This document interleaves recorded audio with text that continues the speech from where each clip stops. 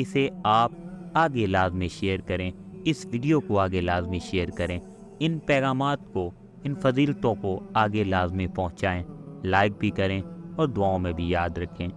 مسلمان فلسطین سے اس لیے محبت کرتے ہیں کہ یہ فلسطین انبیاء علیہ السلام کا مسکن اور سرزمین رہی ہے۔ حضرت ابراہیم علیہ السلام نے فلسطین کی طرف ہجرت فرمائی۔ اللہ تبارک و تعالیٰ نے حضرت لوط علیہ السلام کو اس عذاب سے نجات دی جو ان کی قوم پر اس جگہ نازل ہوا تھا۔ حضرت داؤد علیہ السلام نے اس سرزمین پر سکونت رکھی اور یہیں اپنا ایک محراب بھی تعمیر فرمایا۔ حضرت سلیمان علیہ السلام اسی ملک میں بیٹھ کر ساری دنیا پر حکومت فرمایا کرتے تھے۔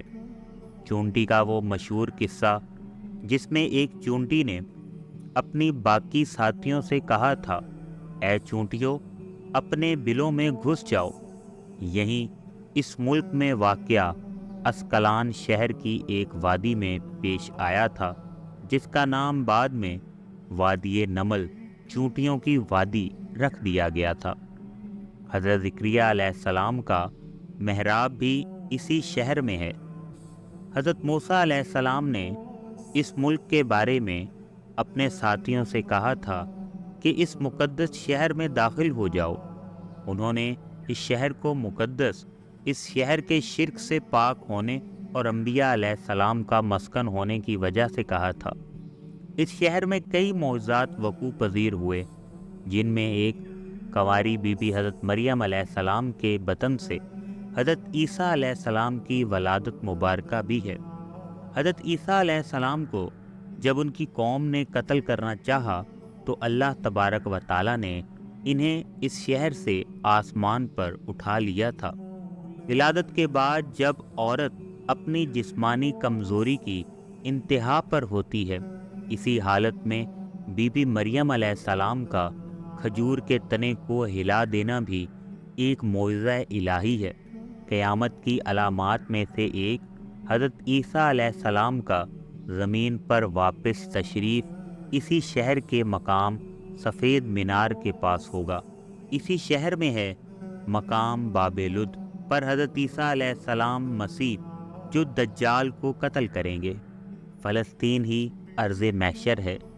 اسی شہر سے ہی یاجوج و ماجوج کا زمین میں قتال اور فساد کا کام شروع ہوگا۔ اس شہر میں وقوع پذیر ہونے والے قصوں میں سے ایک قصہ طالوت اور جالوت کا بھی ہے۔ فلسطین کو نماز کی فرضیت کے بعد مسلمانوں کا قبلہ اول ہونے کا اعزاز بھی حاصل ہے۔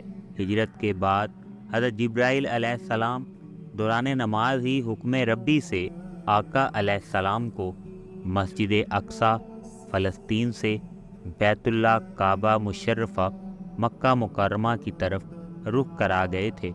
جس مسجد میں یہ واقعہ پیش آیا وہ مسجد آج بھی مسجد قبلتین کہلاتی ہے۔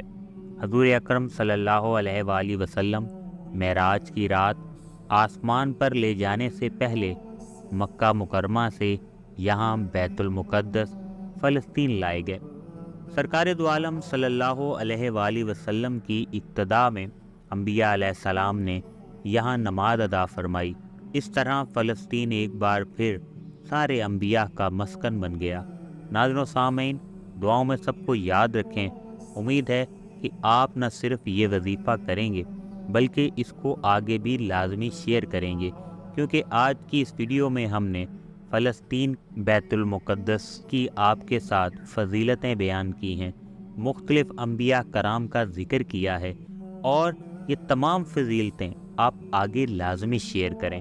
اس ویڈیو کو خود بھی دیکھیں اور آگے بھی لازمی شیئر کریں، کیونکہ اچھی بات کو شیئر کرنا صدقہ جاریہ ہے۔ آج اس وقت جس حالت میں بیت المقدس کی سرزمین ہے، ہر مسلمان کو چاہیے کہ یہ فضیلتیں جو آپ کے ساتھ شیئر کی جا رہی ہیں اسے آپ آگے لازمی شیئر کریں، اس ویڈیو کو آگے لازمی شیئر کریں، ان پیغامات کو، ان فضیلتوں کو آگے لازمی پہنچائیں، لائک بھی کریں اور دعاؤں میں بھی یاد رکھیں۔ اجازت چاہتے ہیں، اللہ حافظ.